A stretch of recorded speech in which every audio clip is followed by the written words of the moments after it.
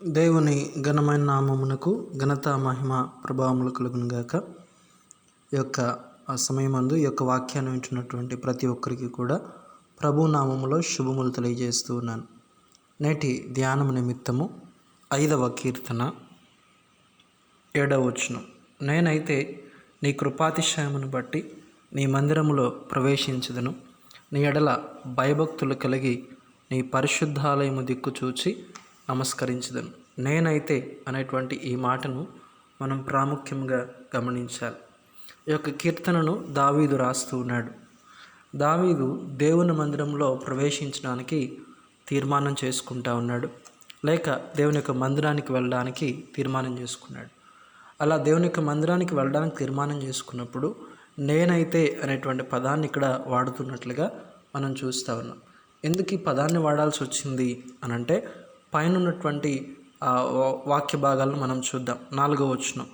నువ్వు దుష్టత్వమును చూచి ఆనందించు దేవుడవు కావు, చెడుతనమునకు నీ యొద్ద చోటు లేదు, డాంబికులు నీ సన్నిధి నిలువలేరు, పాపము చేయి వారందరూ నీకు అసహ్యులు, అబద్ధమాడువారు నువ్వు నశింప చేయుదువు, కపటము చూపి నరహత్య జరిగించువారు యెహోవాకు అసహ్యులు.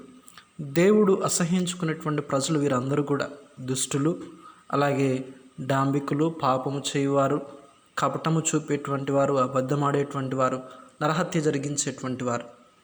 అయితే దావీదు చుట్టూ ఉన్నటువంటి ప్రజలందరూ ఇటువంటి వారే. వారు ఆ రీతిగా జీవిస్తూ కూడా తమను దేవుడు అసహ్యించుకుంటున్నాడు అనేటువంటి విషయాన్ని కూడా గ్రహించకుండా వారు దేవుని యొక్క మందిరానికి వెళ్తూ ఉండవచ్చు. అయితే దావీదు ఇప్పుడు అంటాడు, వారందరూ ఎలాగుండినప్పటికీ కూడా నాకు అనవసరం, వారిని నువ్వు ఎలాగైనా సరే అసహ్యించుకుంటా ఉన్నావు, కానీ నేనైతే అనేటువంటి మాట, నేను వారి వలె ఉండటం లేదు. నేనైతే నేను నీ మందిరములో నీ కృపాతిశయాన్ని బట్టి నేను ప్రవేశిస్తాను అని చెప్తా ఉన్నాడు. ఈ మాటను మనం ప్రాముఖ్యంగా గుర్తించాలి. ఎందుకనంటే ఈ రోజున చాలామంది దేవుని యొక్క మందిరానికి రమ్మంటే వారు ఇవే కారణాలు చెప్తూ ఉంటారు.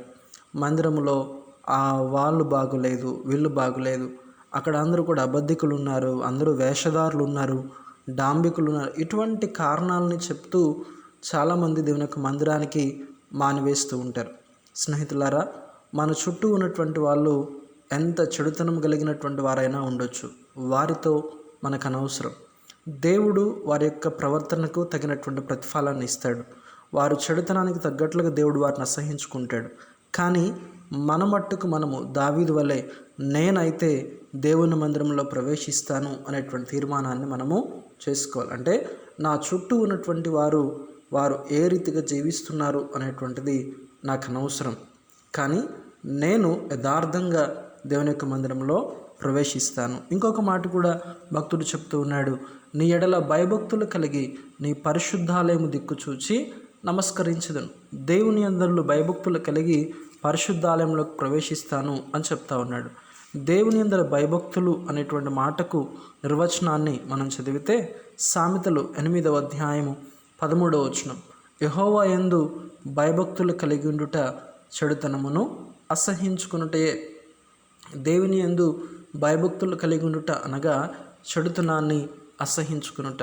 ఇప్పుడు దావీదు ఆ చెడుతనము చేయువారితో, అబద్ధమాడేటువంటి వారితో నాకు సంబంధం లేదు, నా మట్టుకు నేను దేవుని యొక్క మందిరానికి వెళ్తాను అని చెప్తూ ఉన్నప్పుడు మరలా ఇంకొక మాట కూడా చెప్తా ఉన్నాడు, నేను వారి వలె జీవించను, కానీ నేను దేవుని ఎడల భయభక్తులు కలిగి జీవిస్తాను అనేటువంటి తీర్మానాన్ని చేస్తూ ఉన్నాడు. అంటే తన జీవితంలో చెడుతనాన్ని అసహ్యించుకుంటూ ఉన్నాడు.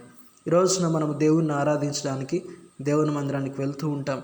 దేవుని మందిరానికి వెళ్ళేటువంటి మనము ఇటువంటి అనుభవాలు కలిగి ఉండాలి.